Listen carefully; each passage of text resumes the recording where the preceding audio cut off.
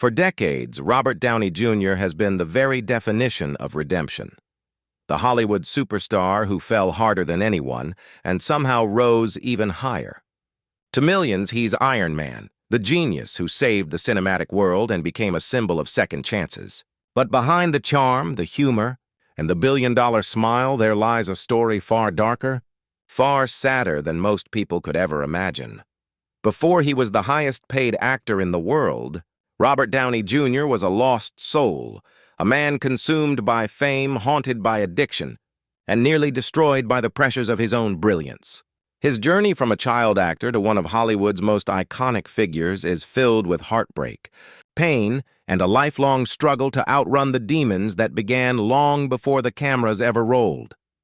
Now, at 60, the man who once seemed invincible is facing the toll of everything he's endured.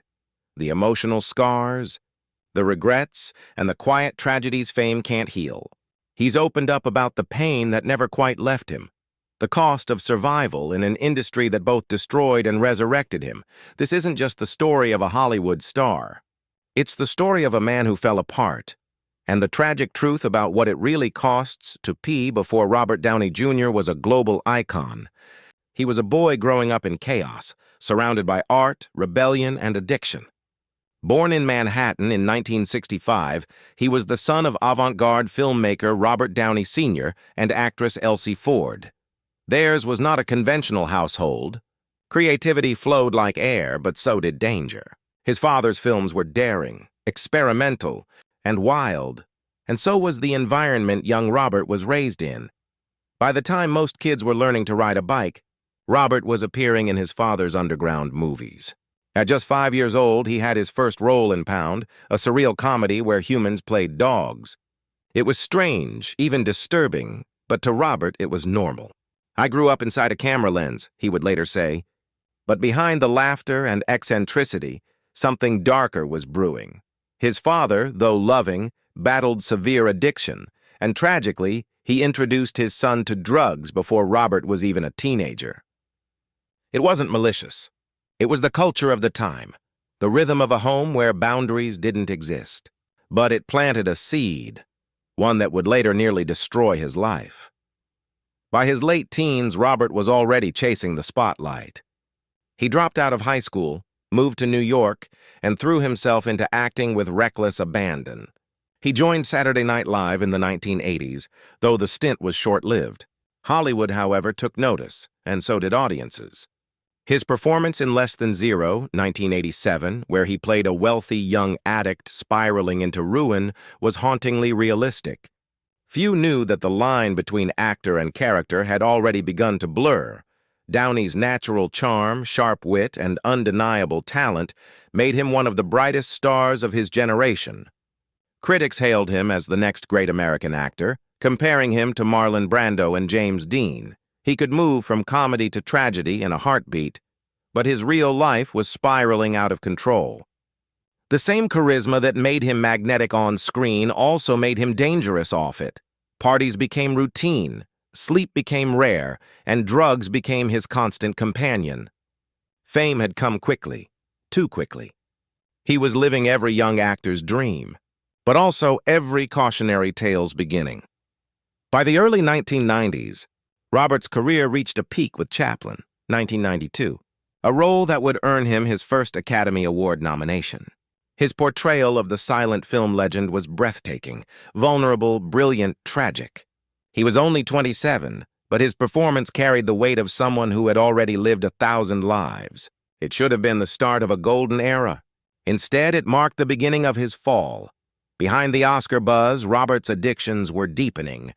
Friends and directors noticed he was showing up late to sets, or not at all. Studios began to worry. One close friend recalled, he could transform on camera like magic. But once the cameras stopped, it was like the lights went out. Hollywood loves a genius, but it also loves a downfall. The tabloids started circling, the rumors spread, and soon the young actor who had once been hailed as unstoppable was on the brink of losing everything. In his own words, years later, Robert said, "It's like I had a loaded gun in my mouth, and I liked the taste of metal. It was the confession of a man who had everything and was about to lose it all. Put yourself back together again. By the mid-1990s, Robert Downey Jr. had gone from being one of Hollywood's most promising young actors to one of its most tragic figures. The charm, the wit, the talent, all were still there. But so was the addiction, and it was consuming him piece by piece. His fame had made him untouchable for a while, but eventually, even Hollywood's patience ran out. The first public signs of trouble came in 1996, when Downey was arrested for possession of heroin, cocaine, and a .357 Magnum handgun while speeding down Sunset Boulevard. It was a shocking moment, the kind that ripples through an entire industry. Here was the man who had played Charlie Chaplin to perfection, now being led away in handcuffs. His mugshot became a grim symbol of what fame can't fix. What followed was a long, painful spiral, a series of arrests, failed rehabs, and court appearances. Judges sent him to rehab again and again, but he couldn't stay clean. At one point, he famously walked into a neighbor's home while high and passed out in a child's bed. It wasn't just self-destruction. It was a cry for help from someone who didn't know how to stop falling. Hollywood didn't know what to do with him anymore. Insurance companies refused to cover him, studios stopped calling, and directors who once praised his genius now whispered his name with regret. Friends begged him to get help, but addiction had turned him into a ghost of himself. In 1999, after violating his probation once again, the judge had no choice but to send him to state prison. The world watched in disbelief. A man who had once walked red carpets was now behind bars, stripped of everything but his pain. For 12 months, he lived in a small cell, surrounded by silence and concrete. Later, he would describe prison as like being dead but still conscious. His father visited him often, sometimes bringing old photos, sometimes just sitting quietly beside him. Robert once said those visits broke him, not because of what his father said, but because of what he didn't. The same man who had once introduced him to the world of art and addiction was now watching his son pay the price for both. When he was finally released, Robert vowed to change. But recovery wasn't immediate. It never is. He relapsed several times, missing film roles and alienating friends who had once believed in him. He tried to work again, landing small roles on shows like Ally McBeal, where his talent once again dazzled audiences. But behind the camera, he was still fighting his demons. Then came the moment that changed everything. In 2003, after yet another arrest and failed rehab stint, he hit a wall. He looked in the mirror one morning and saw someone he no longer recognized. "I realized if I didn't stop, I was going to die," he said later. That realization became his breaking point, the day Robert Downey Jr. decided he wanted to live. With the support of his friend and soon-to-be wife Susan Levin, Robert entered recovery with a new kind of discipline. He turned to therapy, spirituality, and something he had always avoided: accountability. For the first time in decades, he stopped blaming the past and started rebuilding his future. But even then, few believed he'd ever truly come back. Hollywood is quick to forgive, but even quicker to forget. What no one knew was that Robert Downey Jr. wasn't done yet, not even close. He was about to stage one of the most extraordinary comebacks in entertainment history. By the early 2000s, Robert Downey Jr. had become Hollywood's biggest gamble. Studios didn't trust him. Producers called him too risky. Casting directors crossed his name off lists before discussions even began. His past was a stain that wouldn't wash off no matter how much time had passed. But fate, or perhaps redemption, had other plans. Enter Jon Favreau, the director of a small but ambitious Marvel project called Iron Man.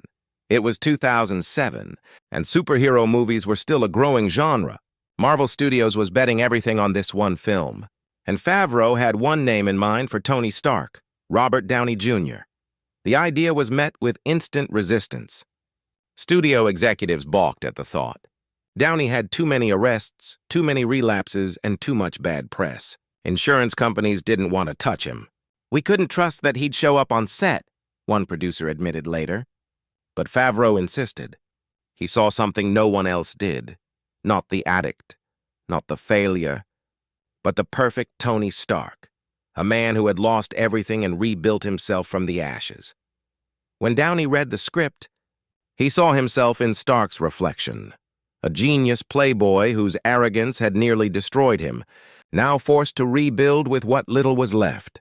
"Tony's story was my story," he later said. He was broken, but he still had a shot at redemption.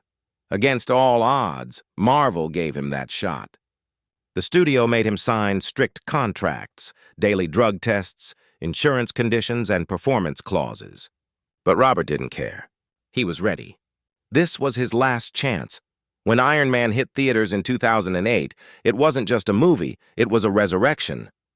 The film exploded into a global phenomenon, grossing over $585 million worldwide. Critics and audiences alike couldn't take their eyes off Downey. His wit, confidence, and vulnerability made Tony Stark unforgettable. He didn't play. In 1981, a petite woman in her late 30s, wearing a cheerleader's uniform and an electric smile, bounced across TV screens and made the world sing along to one of the most infectious hits in pop history. "Oh, Mickey, you're so fine. You're so fine, you blow my mind. Hey, Mickey." That woman was Toni Basil, dancer, choreographer, actress, director, and the voice behind one of the most iconic one-hit wonders of all time. The song became an anthem of the 80s, blasting through radios, roller rinks, and MTV screens across the globe. It sold millions, made headlines, and turned Tony into an overnight superstar. But behind that glittering success was a story far darker than anyone knew. Despite creating and performing the hit that defined an entire decade, Toni Basil saw little, if any, of the fortune that Mickey generated. Legal battles, lost royalties, and exploitation by the very industry she helped build left her fighting for credit, respect, and financial justice for decades. And perhaps the most painful twist? Toni Basil wasn't some naive newcomer. Before Mickey, she had already worked with legends like Elvis Presley, David Bowie, and Talking Heads. She had helped shape pop culture, only to be forgotten by it. This is the story of how a fiercely creative woman built an empire of rhythm and movement, only to watch it crumble in the hands of others. And how, even in her final years, Toni Basil refused to let the world write her off as just a one-hit wonder. Long before the cheerleader outfit and the MTV fame, Toni Basil was already a force of nature in the entertainment industry. Born Antonia Cristina Basilata in 1943, she grew up surrounded by music, dance, and showmanship. Her father was an orchestra leader, and her mother was a vaudeville performer, meaning Toni didn't just grow up near the stage. She practically lived on it. By her teens, she was already choreographing dance routines and appearing as an extra in films. Her energy was magnetic, part ballet grace, part street rhythm, and soon everyone in Hollywood seemed to know the name Toni Basil. She wasn't chasing fame. She was chasing movement, obsessed with how music and motion could tell a story without words. In the 1960s, she became a leading figure in the underground dance scene, choreographing for Shindig, and working alongside some of the biggest acts of the time, from Elvis Presley in Viva Las Vegas to David Bowie during his Glass Spider tour. She had an instinct for performance that set her apart, blending theatrical flair with precision and style. But it was in the early 80s, when MTV was just beginning to revolutionize the music world, that Toni decided to step into the spotlight herself. She had been experimenting with a catchy British tune called Kitty by the band Racy. Toni, with her visionary mind, saw something in that song. A spark. She reworked it, flipped the gender, added her own rhythmic chant, and turned it into Mickey. When she hit the studio, no one could have predicted what was coming. The track was pure energy, upbeat, punkish, and irresistibly fun. And Toni's cheerleader-inspired delivery gave it a personality all its own. The moment she sang, "Hey, Mickey!" it was electric. Then came the music video, and that's where Toni's genius truly exploded. Unlike most artists, she directed and choreographed it herself. At a time when few women had creative control in the industry, Toni made every decision, from the vintage cheerleading costume to the dance formations. She didn't just perform. She created a cultural moment. When Mickey hit MTV in 1982, it was an instant phenomenon. Viewers couldn't get enough of Tony's spunky moves and contagious charisma. Within weeks, the song topped charts in multiple countries. It became a symbol of the early MTV era, bright, bold, and impossible to forget. But what the world didn't see was how little Tony gained from her success. She wasn't signed to a powerful label with lawyers watching her back. She trusted people she thought were on her side. The contracts she signed were confusing, the royalty terms buried under industry jargon. While Mickey sold millions and generated enormous revenue, the bulk of that money went elsewhere, to producers, publishers, and corporations who knew how to exploit the system. Still, for Tony, those early days felt magical. "I was just happy to make something people loved," she once said in an interview. I didn't know then how expensive that happiness would become. As the decade roared on, Mickey became more than a song. It was a pop culture symbol. Commercials, sports arenas, and television shows all used it. Everyone assumed Toni Basil was living in luxury off her global hit. But behind the scenes, she was watching others profit from her creation, and she was powerless to stop it. What began as a joyful dance, anthem would soon become the centerpiece of one of the most heartbreaking battles in music history. Because for Toni Basil, Mickey wasn't just a song. It was both her greatest triumph and the beginning of her downfall. As Mickey continued to climb the charts in 1982, Toni Basil became an unexpected pop icon. She was nearly 40, competing in a youth-obsessed industry, yet her energy and style made her seem timeless.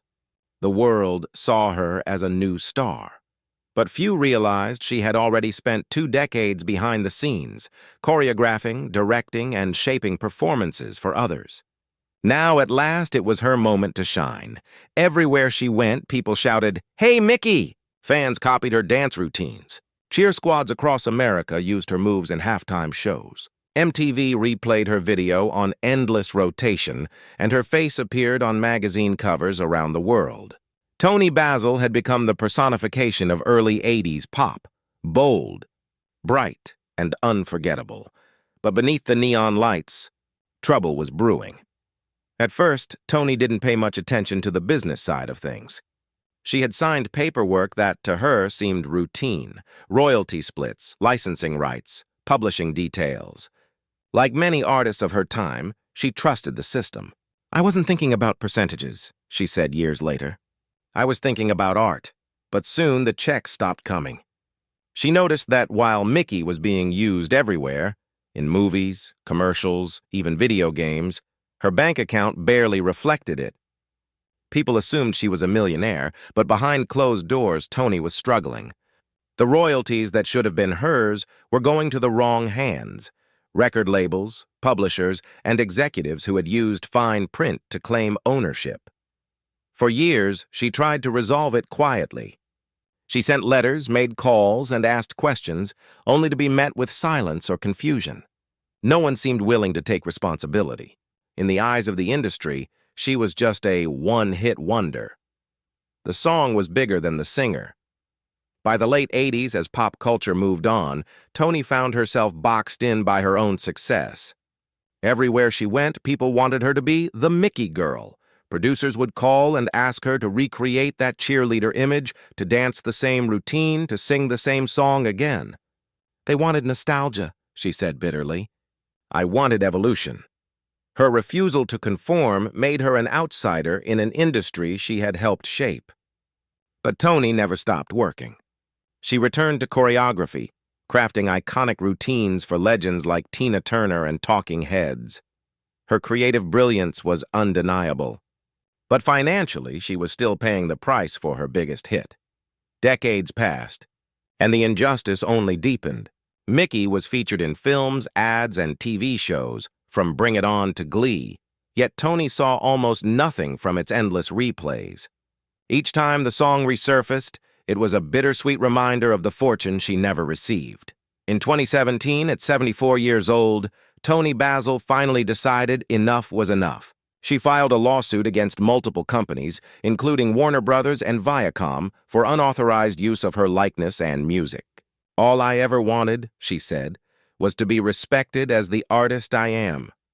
The legal fight was long and draining, but even as she battled in court, the world began to rediscover her.